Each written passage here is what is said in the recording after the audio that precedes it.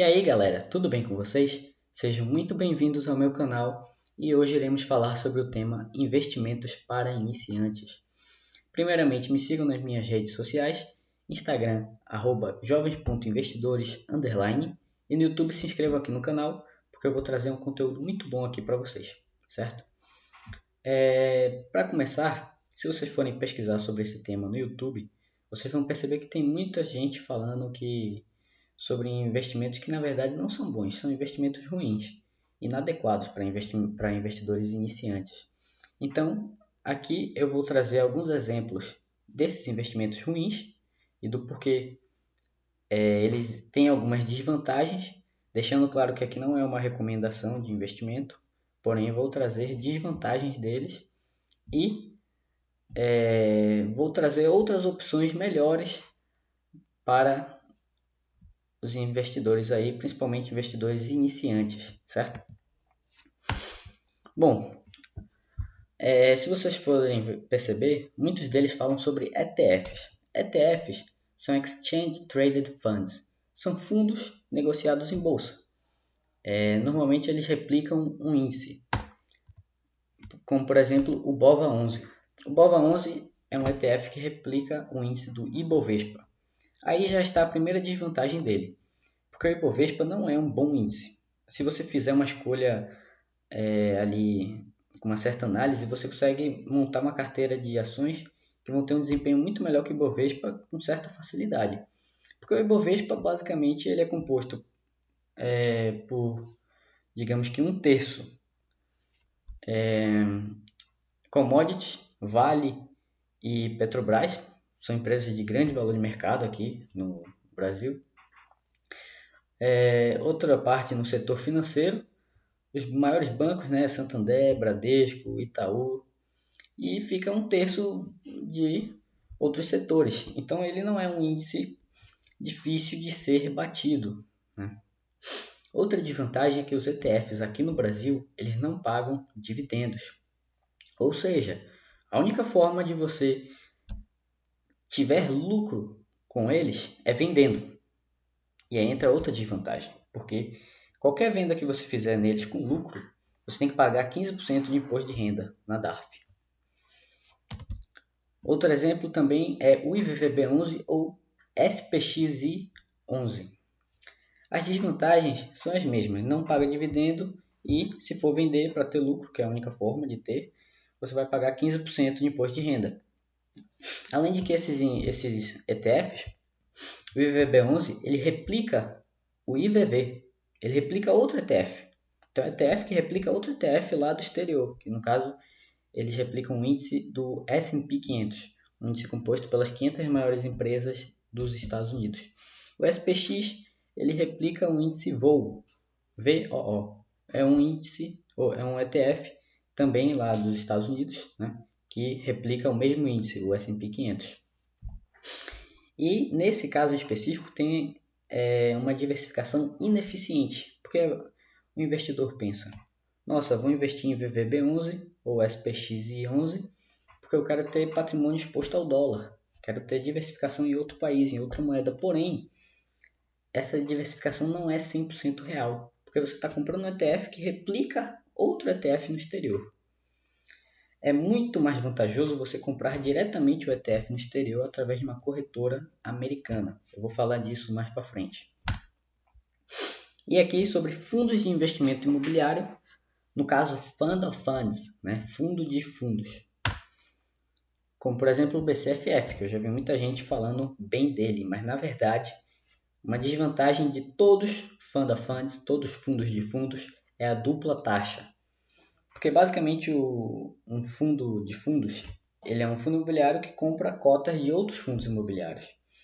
Então você está pagando a taxa de administração dele e ele paga a taxa de administração de todos os outros. Então você está sendo duplamente taxado. Além da falta de autonomia. Porque o que acontece? Digamos que o BCFF11 investe no fundo imobiliário A, B e C. Não tem por que você comprar o BCFF11 se você pode comprar diretamente a cotas do fundo imobiliário A, do B ou do C. Então você tem muito mais digamos que autonomia nos seus investimentos. Então, essas são as desvantagens dele.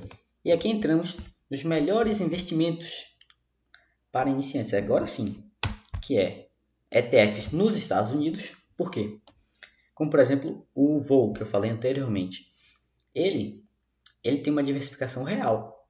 Por quê? Você está diretamente comprando ele lá no exterior. Você tem que fazer um câmbio, você está com $1 na conta corrente e você compra diretamente esse ETF, igual todos os outros fundos, todos os outros investidores estrangeiros compram. Lá nos Estados Unidos, os ETFs pagam dividendos, então isso é muito bom. Além de ter uma isenção de imposto de renda, não me lembro agora ao certo quanto é, mas é um valor bem alto aí que você pode vender e não precisa pagar imposto de renda. Outros melhores investimentos para iniciantes: ações conservadoras, empresas que operam em um setor perene, ou seja, um setor que ele não é cíclico, ele é um setor que tem um bom desempenho durante o ano inteiro. Empresas que têm um alto market cap e um alto market share, ou seja, market cap, market capitalization, essa é uma abreviação, que é o valor de mercado da empresa. Então, empresas que são muito valiosas. Vou citar como exemplo a Ambev. A Ambev é uma empresa que ela é enorme dentro do setor dela e ela tem muito market share, que é a parcela que ela tem dentro do próprio setor. Se eu não me engano, beira aí os 60% de bebidas alcoólicas que ela vende aqui no Brasil, 60% é da Ambev. Então, ela é uma empresa que está no setor perene, no setor de bebidas, e tem alto market cap, alto market share, e tem bons indicadores. Eu vou fazer um vídeo no futuro falando sobre como analisar especificamente os indicadores mais importantes, o que eles significam, certo? Mas bons indicadores basicamente é você analisar se a empresa tem uma boa lucratividade, um bom ROI, que é Return on Equity, né, o retorno sobre o patrimônio líquido, se ela tem uma boa margem líquida, ou seja, ela consegue transformar bastante da receita líquida em lucro líquido, né? Ela tem um endividamento saudável. Eu vou falar sobre tudo isso em um vídeo mais adiante. Outra opção de investimento muito bom, fundos de investimento imobiliário do tipo tijolo, multi. O que significa multi? São fundos imobiliários que eles têm multi-imóveis, vários imóveis, mais de 10, mais de 20, em várias regiões, ou seja, vai ter em São Paulo, Rio de Janeiro, Minas Gerais, diversos estados, e vai ter diversos inquilinos. Isso é muito importante também, porque se um inquilino der problema, digamos que a empresa X aluga um galpão logístico de tal fundo imobiliário, e ela é responsável por 50% desse aluguel. Se essa empresa se mudar ou quebrar ou qualquer coisa que acontecer, esse fundo imobiliário ele vai perder 50% do aluguel e vai demorar, não sabemos quanto tempo pode demorar para ele conseguir alugar novamente esse espaço. Outro indicador para analisar em fundos imobiliários: patrimônio líquido e tempo listado. Isso é muito importante para saber se o fundo imobiliário ele vai ser pouco volátil, vai ser um investimento de certa forma previsível. Por quê? Um patrimônio líquido, ou seja, de preferência fundos imobiliários que estejam ali no top 10 do IFIX, que é o índice que compõe os maiores fundos imobiliários aqui no Brasil, e tempo listado, de preferência fundos imobiliários que foram listados antes de 2015, porque aí você tem bastante histórico para analisar. Vacância, que é o quanto do espaço que esse imóvel tem para alugar não está alugado. Então, queremos imóveis com fundos imobiliários que tenham imóveis com a menor vacância possível, ou seja, com a maior taxa de ocupação. E outra opção, renda fixa, CDBs de 100% do CDI, liquidez diária. O que isso significa? Quando você vai analisar um CDB, você tem que levar em conta 3 fatores: segurança, né, risco, rentabilidade e liquidez, certo?